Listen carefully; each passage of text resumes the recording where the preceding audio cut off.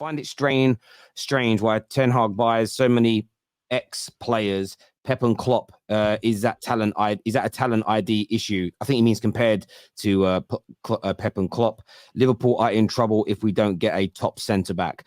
Does Ten Hag have a talent ID problem because he targets ex-players? No. Probably he doesn't have a talent ID. That's why he targets his ex-players. It's becoming frequent. It's becoming frequent. I brought this up last season when he first came in. There's probably a clip about it somewhere, but if you're bringing in players from that you used to manage, it doesn't represent that you've got a good talent ID. And a lot of people are out here saying, oh, he's doing this, he's doing that. I haven't really seen Ten Hag at the moment for Manchester United bring in young players or like young and up-and-coming talents and then take them to the next level. Hopefully, we could potentially see this with Højlund. If we see that go somewhere, then maybe then. But I don't feel like Ten Hag's flexed his talent ID at all since he's been at Man United. And you don't believe in Anthony? That he's going to take him to the next level? Hang on a minute, though. I just want to say this. Are you being serious with Anthony? Are you being serious? I'm asking you a question, bro. I'm going to put this out there to you. So since he's been at Man United, he's, in terms of permanent signings, not loans, he made 1, 2, 3, 4, 5, 6, 7, 8, 9. And only Onana, Anthony, and Lissandro Martinez. So 3 of 9 have played for him. Thank you there. And yeah, but he wanted Mount. He wanted Mount when he was when Mount was. That at doesn't mean. He didn't manage him before. So he wanted. So the players he signed: Højlund, Mount. I've not included Johnny Evans, who signed on a free. He's not really going to play for us. I'm not including that. Right? Casemiro didn't play for him before. Malacia didn't play for him before. Dubravka didn't play for him before. Well, you can Ericsson was at Ajax, but didn't get managed by the manager. No, he didn't. But let's be real. Eric, that was before his time. Casemiro are established players. You don't need to have talent ID to establish that those are so now we're switching the goal. We're shifting the goal. No, that's not switching. That's not switching no talent. If you look at Ericsson, and look at Casemiro, you know what they're bringing to the team. When you bring in a youngster like Højlund or you bring in a player like Mount, you'll see. Let's see if he can take these players to the next level. Because at the moment, with all the players that he's brought in, barring Lissandro Martinez, I'll say he's the one that's really succeeded. Let's be real, Anthony, and then who was the other one that he brought in? They haven't. Mason Mount. Stuffy. George was clear. He said George was clear. He said I haven't seen yet Ten Hag bring a youngster and take him to the next level. Why was he supposed to get youngsters in his first year? Listen, if I go sign tomorrow, if Man United tomorrow go sign Courtois or sign Vinny Jr., that's not talent ID. These are established players. That's the difference. So let me just get this straight, because I like clarity. So talent ID isn't about signing a Casemiro. It's about signing a young player that we don't really know yet, who develops into being a top player. That's what I think a talent ID is, in my opinion. In my opinion, yeah, I do think that it's not a signing an established player, which you know they're going to bring to your team. I don't think that's especially when the elite players, like Casemiro is an elite player. You know what he's going to bring. So can I ask you a question? You know what you're going to get with him, yeah. Hang on, guys. Hang on. I want to ask a question. So if Maddison balls out for Tottenham, that doesn't go down as talent ID for your new manager? Because I don't believe so. And I'm not trying to catch you out. I'm just trying to understand, because, and I'm not saying you're wrong, but I guarantee you, if you sat down 15 people and got them to define what talent ID means, you get 15 different answers. And the problem, and I don't mind what other platforms do, but I want to be fair on the Top 6 show. We're stating, and I'm happy to accept that as talent ID. It's your IDing of young, sort of fairly undiscovered raw talent and turning them into stars. I'm very happy for that to be the definition, because based on that, he's bought Anthony, who's fairly young, that he played for him before, and he's bought Højlund. So he's bought 2 players so far. So let's see in 2 or 3 years how they work. So we're basically judging him on 2 players that he's bought. So hang on. So based on what you've said, how can we look at we can't judge his talent ID and say it's bad if he's only signed 2 players that even fit your profile. Malacia also fits the profile. Well, Malacia was an £8 million backup signing that came into the club. But let's see how he develops. Let's see how he develops. When he came in, he was brought in. Go on. He was brought in as backup in that left back position, and that's exactly what he's done. Luke Shaw is our number 1 left back. We haven't brought Malacia in to replace Luke Shaw. He's a backup. However, let's throw that in and say 3 players, and I'm absolutely fine with that. But he's had a year at the club so far, and in year 1, using those players, progressed up into 3rd in the league and won a trophy. I want much more from Anthony. But we'll say that he's got bad talent ID based on all these players he's bought. Then based on the definition of what talent ID is, we're basing it on 3 players, one of which hasn't kicked the ball for us yet. So we are basing it on 2 players. Oh, wait. That's weird to me. First of all, sorry. I never said he had bad talent ID. You said, did he have good talent ID? I said, no. It doesn't mean his talent ID is bad. Okay, if it's not good, what is it then? What is it then? Jules, you don't rate it. I think Jules don't rate it. If you're gonna rate managers and you're gonna put the top managers that have good talent ID, I wouldn't mention Ten Hag. That's okay. I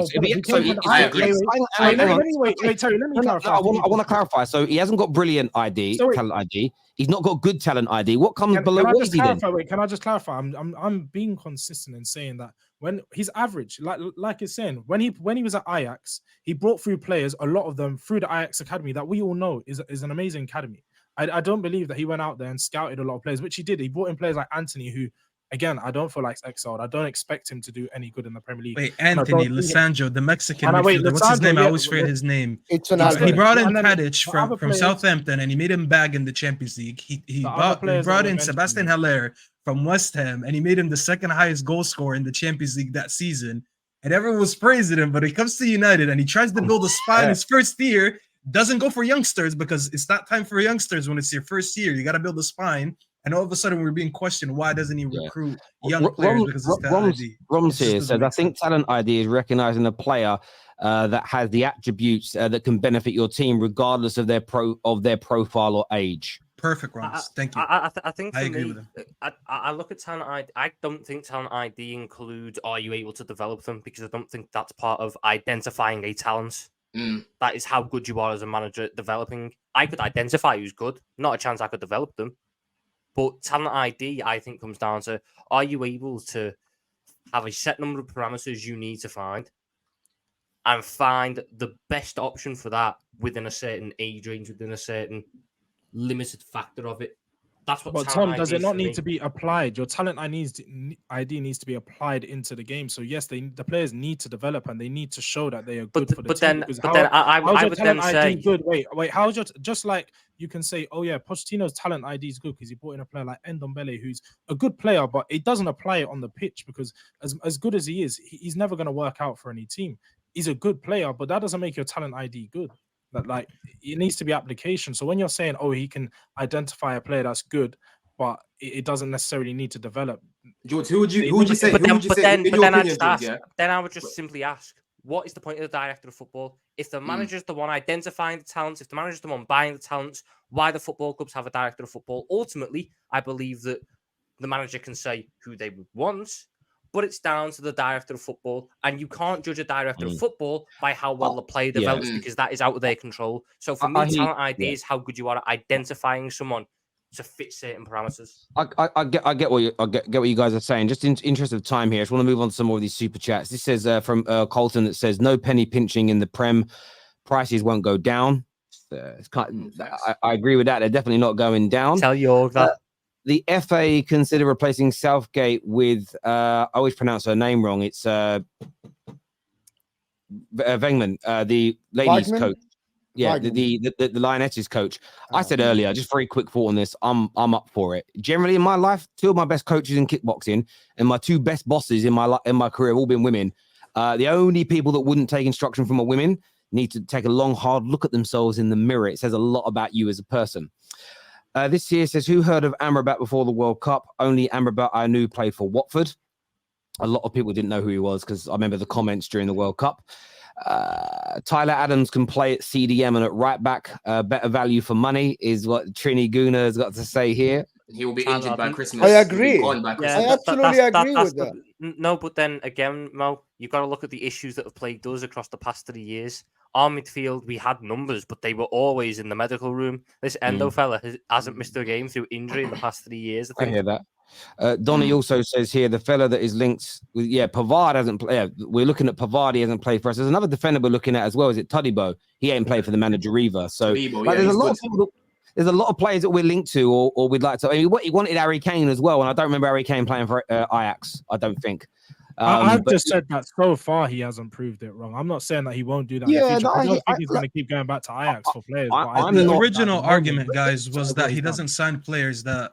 The original argument was that he doesn't sign players that haven't played with him, played for him. And then when Terry named 3 out of 9 we switched it to But we talent did this ID. to Ole Gunnar Solskjaer. We did this to Ole Gunnar Solskjaer when he only wants to sign English players, and that stuck for 3.5 years. And I'm not defending Ole; he failed in the end. But 74% of his signings were non-British. But there was this weird thing that he only wanted to sign British players. Some things get said and then they just stick with no grounding. Never felt so calm. We'll come to the Arsenal stuff in a minute. Developing isn't always buying Saka and Martinelli. No, I agree with that. I think this is a very good point, actually. Talent. I think he means talent ID is Arteta getting Ramsdale, White, Tomiyasu, and Odegaard. Yeah, but how many other players also failed? Absolutely, the Odegaard thing is one of the best examples. You get someone that Real Madrid are willing to let him go, and you get him cheap, and you develop that guy to be a world-class player. Yeah. The Odegaard deal. Let me use another example, and this one has nothing to do with buying. This is actually with academy players. The next one up in this team for a couple of years was Zidane Iqbal, and a lot of people were shocked that he sold him, and then.